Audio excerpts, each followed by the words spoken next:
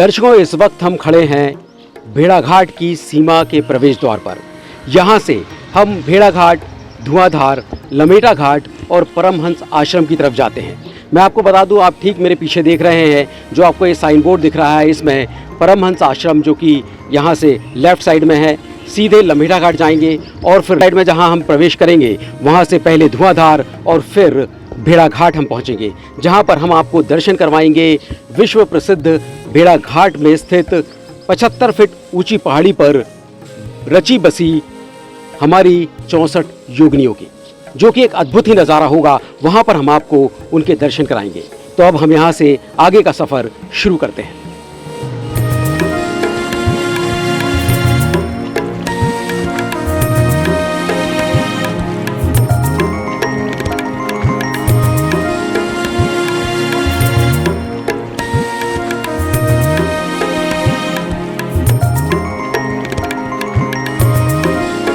मां नर्मदा की गोद में बसे संस्कारधानी जबलपुर के विश्व प्रसिद्ध भेड़ाघाट में स्थित 64 योगिनी मंदिर में इस वक्त हम खड़े हैं और अब यहाँ से लगभग 75 फीट ऊपर स्थित हैं 64 योगिनियाँ, जो कि मंदिर में चारों तरफ स्थापित की गई हैं।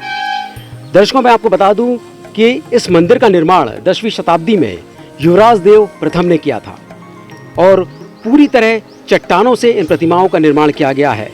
पूरी प्रकृति की धरोहर को इसमें समेटा गया है और बहुत ही अद्भुत प्रतिमा यहाँ बनाई गई थी। उसके बाद औरंगजेब ने यहाँ पर आक्रमण किया था और इन 64 योगिनी की प्रतिमाओं को खंडित किया था। तो हम आपको इस मंदिर के महत्व के बारे में बताएंगे, इसकी विशेषता के बारे में बताएंगे, साथ ही साथ आपको उस रहस्य के बारे में भी बताएंगे जो कि गर्भगृह में स्थापित भगवान महादेव और माता पार्वती की प्रतिमा के साथ औरंगजेब के साथ जो घटित हुआ था वो भी आपको हम बताएंगे गर्भगृह में पहुंचकर। तो दर्शकों, यहाँ से हम शुरू करेंगे इस मंदिर का सफ़र, जो कि लगभग हम 75 फीट ऊपर चढ़ेंगे और इन सीढ़ियों को सीढ़ी दर सीढ़ी हम यहाँ से ऊपर जाएंगे और मंदिर तक पहुँचेंगे। यहाँ पर श्रद्धालुओं के लिए सीढ़ियों के अलावा साइड में प्लेटफॉर्म भी बनाया गया है, जहाँ से वे जा सकते हैं। जैसे बुजुर्ग हो गए, बच्चे हो गए, उनके लिए यहाँ व्यवस्था की गई है कि वो साइड से प्लेटफॉर्म बनाए गए हैं, इससे वे आसानी से ऊपर तक पहुँच सकते हैं। तो यहाँ से हम मंदिर का सफ़र शुरू करेंगे और अब आगे की पूरी दास्तान हम आपको ऊपर पहुँचकर बताएंगे। तो आइए हम यहाँ से अपना सफ़र शुरू करते हैं। आइए चलते हैं।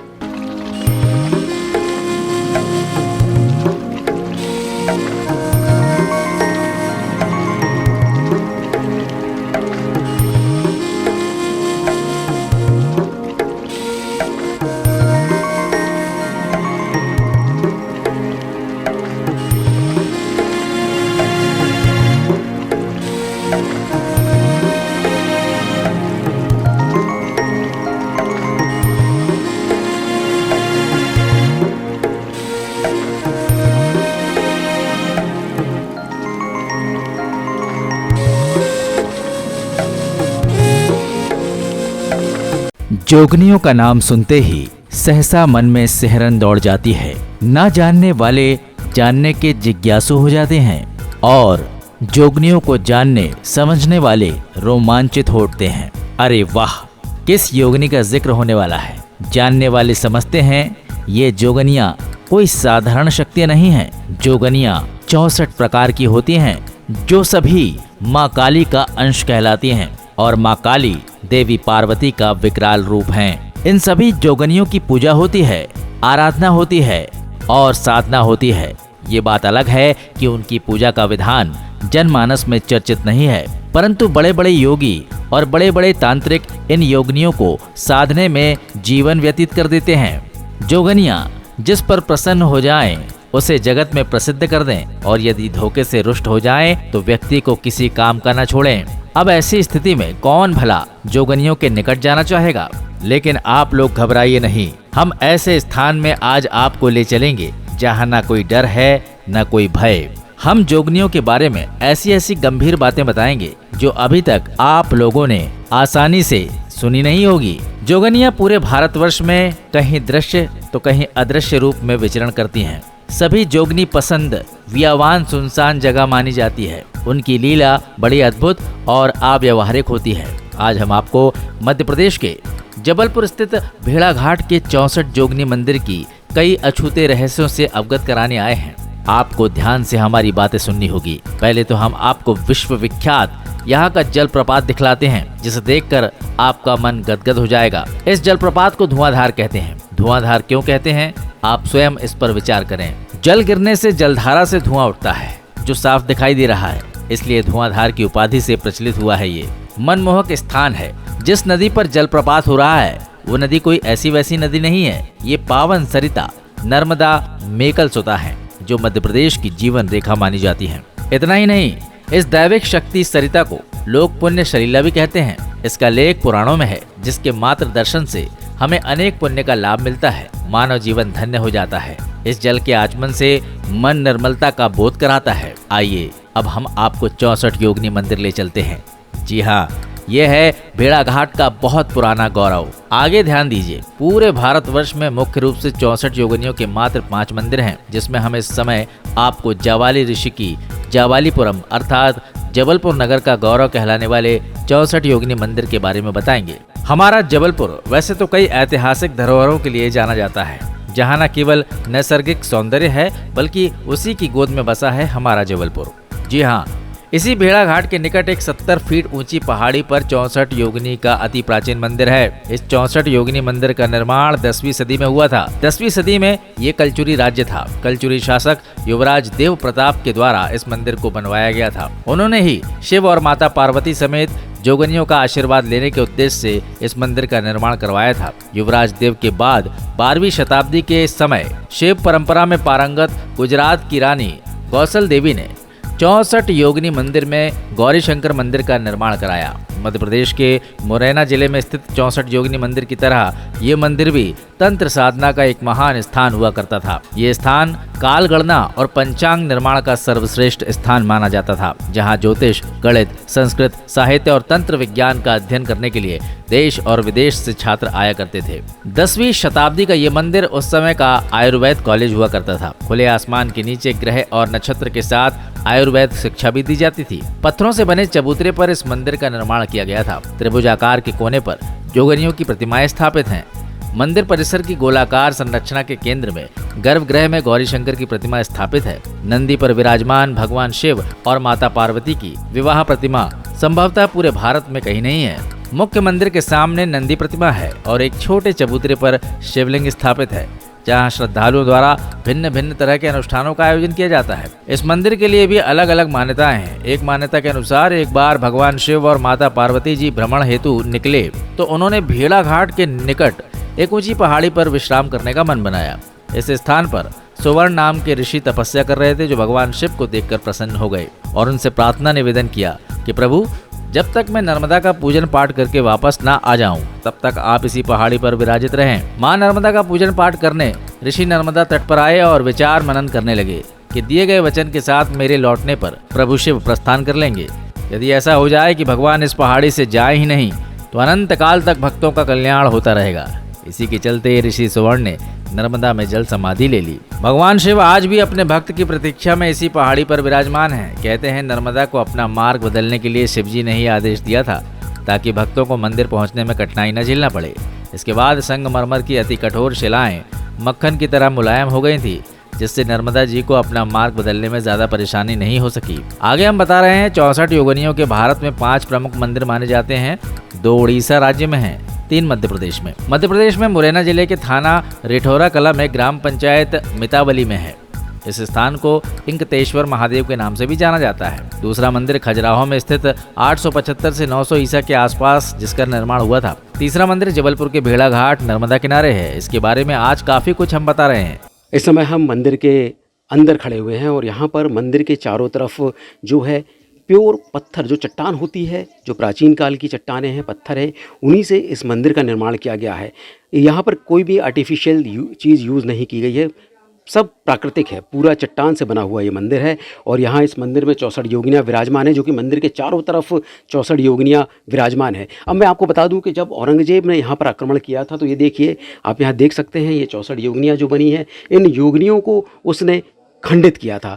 यहाँ पर तलवार से वार करके सभी 64 योगिनियाँ उन्होंने खंडित कर दी थी। औरंगजेब ने जब यहाँ पर वार किया था, तो मूर्तियों का किसी का धड़ नहीं है, यहाँ पर देख सकते हैं आप, किसी का धड़ नहीं है, सिर्फ पैर दिख रहे हैं।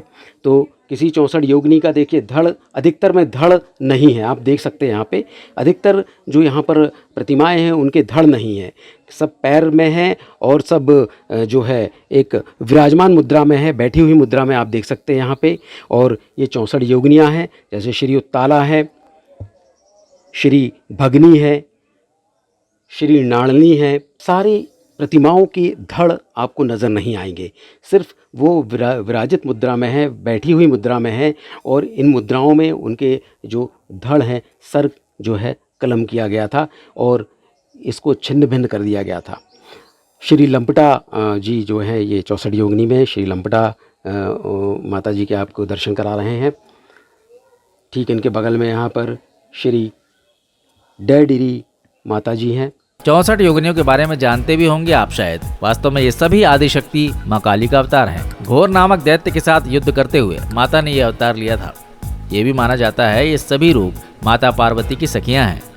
64 देवियों में से 10 महाविद्याएं और 10 विधाओं की भी गणना की जाती है। ये सभी आदिशक्ति काली के ही भिन्न भिन्न रूप हैं, भिन्न भिन्न अंश हैं। कुछ विद्वानों का मानना है कि समस्त योगिनियों का संबंध मुख्यतः काली कुल से है और ये सभी तंत्र तथा योग विद्या से घनिष्ठ संबंध रखती हैं। सभी 64 योगिनियां अलौकिक शक्तियों से संपन्न हैं तथा इंद्रजाल, जादू, वशीकरण, मारण, स्तंभन इत्यादि कर्म इन्हीं की कृपा द्वारा सफल होते हैं। प्रमुख रूप से 8 योगिनियां हैं जिनके नाम इस प्रकार हैं। पहली सुर सुंदरी योगिनी, दूसरी मनोहरा योगिनी, तीसरी कनकवटी योगिनी, चौथी कामेश्वरी योगिनी, पांचवी रति सुंदरी योगिनी, छठवीं पद्मनी योगिनी, सातवीं नतिनी योगिनी और 8वीं मधुमती योगिनी। साथियों, 64 योगिनियों के क्या क्या नाम हैं आपको हम डिस्क्रिप्शन में बता रहे हैं। कृपया इनके नाम जानने के लिए डिस्क्रिप्शन देखें। अब बहुत ध्यान देने वाली बात यह है कि आप लोग भ्रमित ना हो। सभी मंदिरों में योगिनी मूर्तियों की प्रतिमाएं एक समान नहीं है, ना ही 64 के प्रत्येक सेट में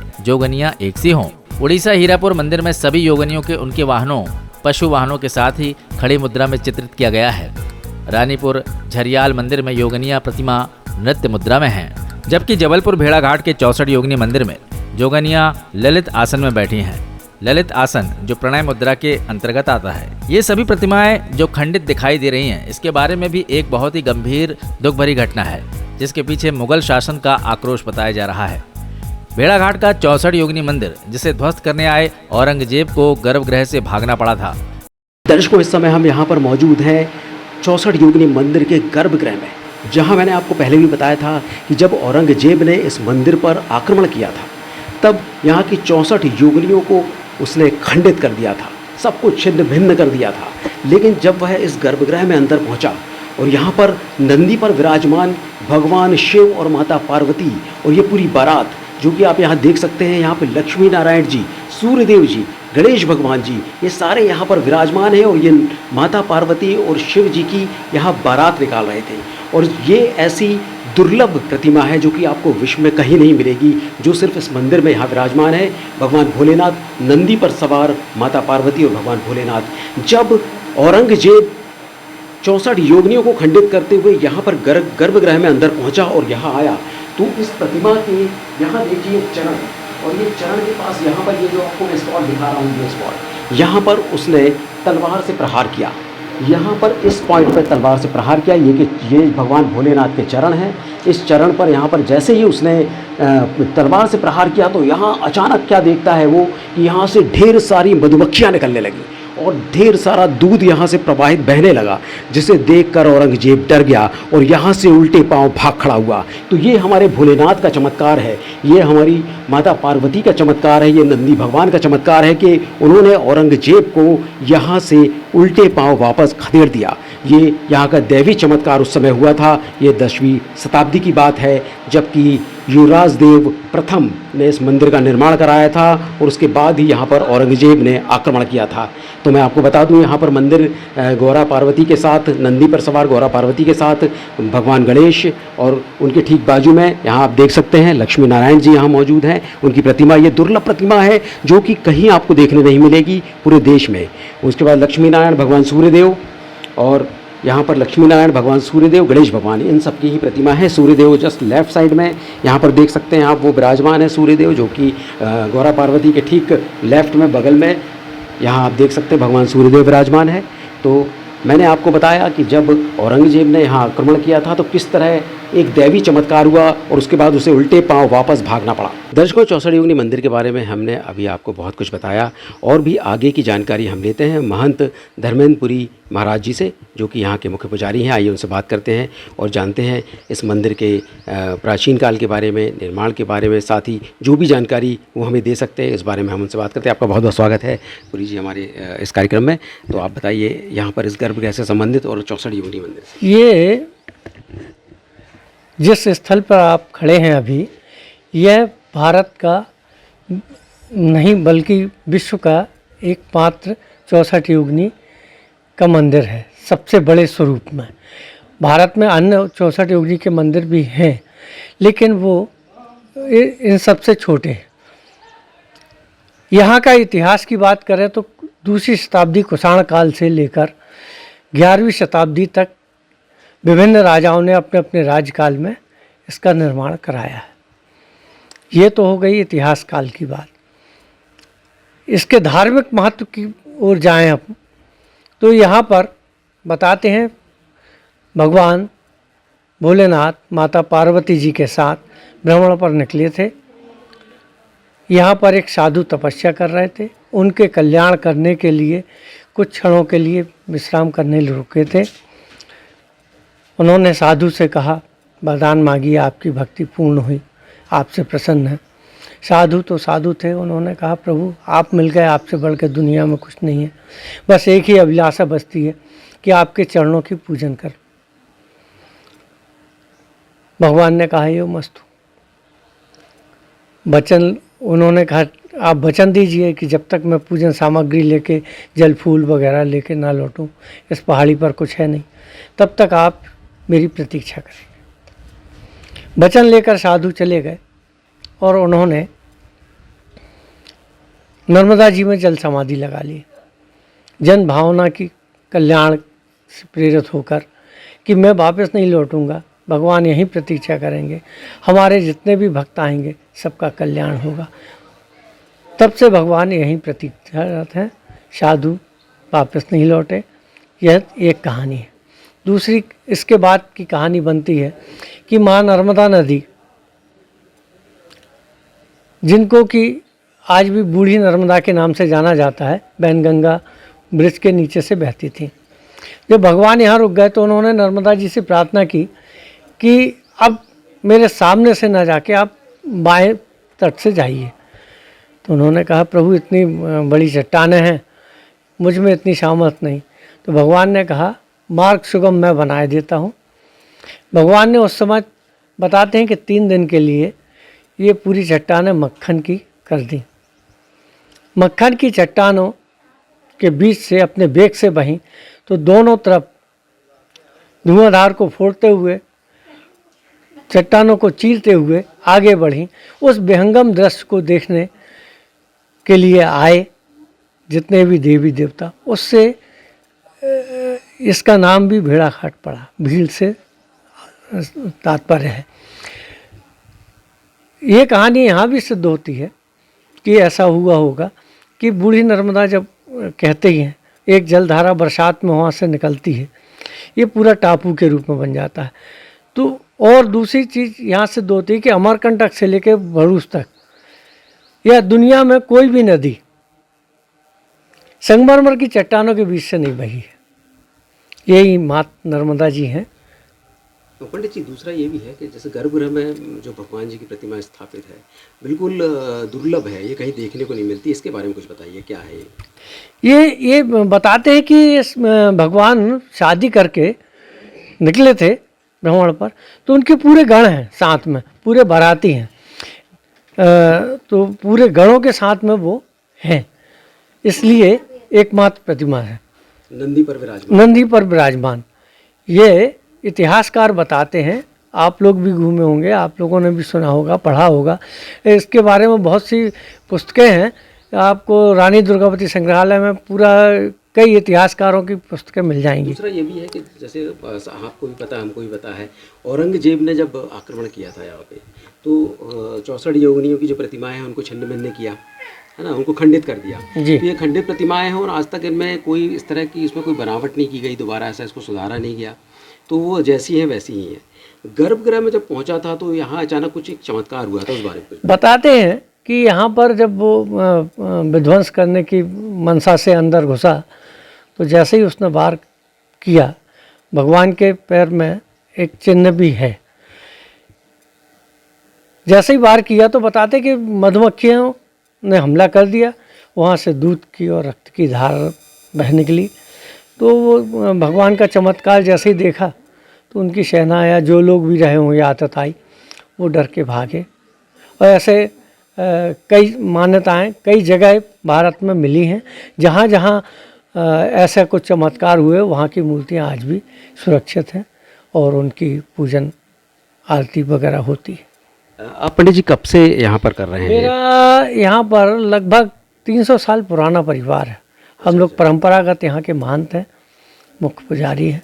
हमारा सेवा करना ही 300 वर्ष से अधिक का इतिहास। आपके पहले भी जो रहे होंगे, जो आपके रिश्तेदार, हाँ, पूर्वज जो रहे, तो क्या कभी कुछ ऐसा उनको चमत्कार उनको लगा या ऐसा? चमत्कार तो यहाँ अनेक होते हैं। दर्शनार्थी आते हैं, अपनी मनोकामना पूरी करके चले जाते हैं, हमको भी नहीं बताते और पैर पड़ के चले गए। बहुत से लोग बाद में आते हैं कि भैया महाराज जी हमारे यहाँ बच्चा नहीं हुआ था, बच्चा पैदा हो गया, किसी की शादी नहीं हो रही थी, शादी हो गया, किसी ने बोला सर्विस नहीं लग रही थी, नौकरी नहीं लग रही थी, नौकरी लग गई। तो वो बाद में जब आते हैं तो यहाँ पे चमत्कार तो होते रहते हैं और भक्तों के द्वारा। और हम लोगों को तो यही सबसे बड़ा चमत्कार है कि उनकी सेवा मिली है। 300 साल से हमारा परिवार सुरक्षित है, ये बहुत बड़ी बात। जो यहाँ मूर्तियाँ खंडित हैं, तो खंडित मूर्तियाँ जो हैं, किसी का धड़ नहीं है, हाथ नहीं है, जो भी उस समय आक्रमण के दौरान मूर्तियाँ खंडित हुई थी, तो कहते हैं खंडित मूर्तियों की पूजा तो होती नहीं है। तो यहाँ पर इनको किस रूप में देखा जाए? यहाँ पर इनको साक्षात रूप में देखा जाता है, इनकी पूजा होती है। जिनकी 64 योगिनी कुलदेवी होती हैं वो साल में बार बार आते हैं, इनकी पूजन करते हैं। जो भी श्रद्धा से लेके आते हैं, प्रसाद भंडारा वगैरह सब करते हैं और उनकी मनोकामना पूरी होती है। इससे उनका आस्था पे कोई वो नहीं है कि ये खंडित मूर्तियों की, वो तो उसी मानो तो भगवान है, नहीं तो पत्थर तो है ही, उसी भावना से प्रेरित होकर ये साक्षात रूप में है। और ये माता और पिता मतलब शिव और शक्ति दोनों स्वरूप में नवरात्रि में यहाँ विशेष पूजन होती है, महाशिवरात्रि में यहाँ विशेष पूजन होती है। जितने भी व्रत और त्यौहार आते हैं, 4 नवरात्रियाँ होती हैं, 2 गुप्त और 2 एक शारदीय, एक रामनवमी वाली। तो इनमें बराबर आयोजन होते रहते हैं। बड़े बड़े तांत्रिक आते हैं यहाँ, तंत्र साधना का केंद्र रहा, तंत्र की शिक्षा दी जाती थी। प्राचीन काल में इसको गोलकी मठ के नाम से भी जाना जाता है। तो यहाँ सिद्ध पीठ है और आज भी तांत्रिक लोग आते हैं। तो ये थे महंत धर्मेंद्रपुरी जी, जिन्होंने हमें 64 योगिनी मंदिर के बारे में पूरी विस्तार से जानकारी दी। साथ ही ये भी बताया कि ये शिव की शक्ति और भक्ति की एक आस्था का मिला जुला स्वरूप है। साथ ही यहाँ 64 योगिनियाँ जो खंडित हैं उनकी भी पूजा अर्चना की जाती है। साथ ही साथ प्राचीन काल से ये तंत्र साधना का केंद्र रहा है। तो आज भी भारत ही नहीं बल्कि सारी विश्व से लोग यहाँ पर भेड़ाघाट पहुँचते हैं, तो इस मंदिर के दर्शन ज़रूर करते हैं। इस मंदिर में किसी तरह की कोई बनावट नहीं की गई है। भारतीय पुरातत्व विभाग ने अपने संरक्षण में इसे लिया है, एक स्मारक के तौर पर इसे संरक्षित किया गया है और अब ये श्रद्धालुओं की आस्था का केंद्र बन गया है। हमारे सहयोगी कैमरा पर्सन कदीर अंसारी के साथ सुनील खरे, पल पल इंडिया न्यूज़। काफ़ी सेटिस्फाइंग ये था, अनुभव था और बहुत खूबसूरत है ये। जिस तरीके से ये ऑलमोस्ट 1200 साल पुराना मंदिर है, जो हमने भी पढ़ा इसके बारे में तो पता चला, और 1200 साल बाद भी यार ये इस हालत में दिखता है, तो 1200 साल पहले ये बहुत ही खूबसूरत रहा होगा। और एक और सुना था इसके बारे में कि इसकी जो डिज़ाइन है, इससे भारत का संसद जो था पुराना संसद भवन, उसका जो डिज़ाइन था वो इसी मंदिर के बेस पे बनाया हुआ था। तो वो एक था, अट्रैक्टिव था, एक देखना था, तो उसी के लिए हम आए थे। दर्शन किया भी? हाँ, दर्शन कर लिए, दर्शन कर लिए। ये प्रतिमा आपने और कहीं ऐसी देखी है? नहीं, काफ़ी खूबसूरत प्रतिमाएं हैं, बहुत ही शांत लगता है वातावरण यहाँ पे। और जिस तरीके से मूर्तियाँ खंडित की गई है तो उससे भी पता चलता है कि जो आक्रांताओं ने जो हमारे सनातन पे और देश के ऊपर जो अत्याचार किए हैं उसका ये जीवंत मीन्स उदाहरण है। हम लोगों ने थोड़े इंटरनेट पे भी देखे थे कि क्या क्या साइट्स है देखने के लिए जबलपुर में, तो इस हिसाब से हमें ये भी पता चला। नर्मदा के भी दर्शन हो गए, नर्मदा जी के, और अभी हम लोग यहाँ पे आए। कैसा लगा आपको मंदिर? बहुत ही अच्छा है, बहुत ही प्राचीन है और अभी भी सुंदर दिखता है। आपने गर्भगृह के अंदर अभी जो दर्शन किए, ऐसी ही प्रतिमा कहीं और देखी क्या आपने? नहीं देखी है मैंने कभी। क्योंकि शंकर जी और पार्वती जी की नंदी पर विराजमान प्रतिमा एक साथ ऐसे कभी नहीं देखी, कभी नहीं देखी, फर्स्ट टाइम देखी। First time. आपको अच्छा लगा यहाँ? बहुत ही अच्छा लगा है, बहुत ही शांत है, बहुत ही अच्छा है। बहुत अच्छा लग रहा है। मैं मेरी भाभी और हस्बैंड के साथ आई हूँ और यहाँ पर सबसे विश्व में सबसे पुरानी मूर्ति रखी हुई है जो शिव जी पार्वती जी नंदी पर विराजमान है, और ऐसा दृश्य और कहीं नहीं देखने को मिलता है। बहुत अच्छा लग रहा है, हमको बहुत सुकून मिल रहा है। यहाँ पर जैसे बहुत पुराना मंदिर है, काफ़ी पुराना है, कुछ राक्षसों की वजह से हमारा खंडित होते देख रहे हैं, तो काफ़ी अच्छा लग रहा है। मतलब पुरानी संस्कृति जो हम लोस्ट करते जा रहे हैं, आज देखो आप देख रहे हो कि कितना प्यारा तरीके से उन्होंने कलाकारी करके, मतलब उस ज़माने में अपन आज मॉडर्न के पीछे भाग रहे हैं तो उनके पास भी इतनी पावर नहीं है कि इतना करेक्ट कर पाए। तो कितना अच्छा लग रहा है यहाँ पर, मतलब कि एकदम सुकून मिल रहा है और पुरानी संस्कृति याद आ रही है उस ज़माने की। तो उस जो अपना धर्म जब था, जो संस्कृति जो हिंदू सनातन था, वो अभी देखने को मिल रहा है। तो जो युवा आजकल के इधर उधर जो आज मॉडर्न की तरफ जा रहे हैं, उनको इस चीज़ को देख के कुछ सीखना चाहिए कि हमारी संस्कृति थी कुछ। आज अपने ही हिंदू धर्म के जो युवा है वो मान नहीं रहे, नास्तिक होते जा रहे हैं कि हमारी संस्कृति कुछ नहीं थी, राम कुछ नहीं थे, कृष्ण कुछ नहीं थे, मतलब कुछ भी बोल रहे हैं। तो उनको इनसे कुछ सीखना चाहिए। यहाँ आप भी आए हैं, सभी लोग आए हैं यहाँ पर, कितना अच्छा लग रहा है। देखिए आप, कितनी अच्छी कलाकारी है, संस्कृति है, माता रानी के दर्शन, साक्षात कितने पुराने जो विग्रह हैं हमारे भोलेनाथ वैष्णव आचार्य जो हैं हमारे, जो राम के परम भक्त हैं जो श्याम सुंदर के, तो उनके दर्शन हो रहे हैं। उनकी कृपा से ही भगवान तक पहुंचा जा सकता है। उनके साक्षात दर्शन हो रहे हैं, जो प्रकट हुए साक्षात, तो इससे बड़ा सौभाग्य क्या प्राप्त हो सकता है। तो बहुत अच्छा लग रहा है, क्योंकि हम भी खंडवा से बिलोंग करते हैं और हमको ये समझो कि प्रभु ने ही बुलाया है यहाँ पर दर्शन करने के लिए, तो बहुत अच्छा लग रहा है। नर्मदा जी की गोद में बसे मध्य प्रदेश की संस्कार धानी जबलपुर में कई ऐसे मंदिर हैं जिनके इतिहास की गणना करना बहुत कठिन है। इनमें से कई मंदिर दूर दराज के इलाकों में स्थित हैं। ऐसा ही एक मंदिर नर्मदा के किनारे है, जिसके बारे में हमने आप लोगों को अति महत्वपूर्ण जानकारी से अवगत कराया। तो देखते रहिए पल पल इंडिया न्यूज़, क्योंकि इस तरह की रोचक जानकारियाँ आप सभी तक हम पहुँचाते रहेंगे।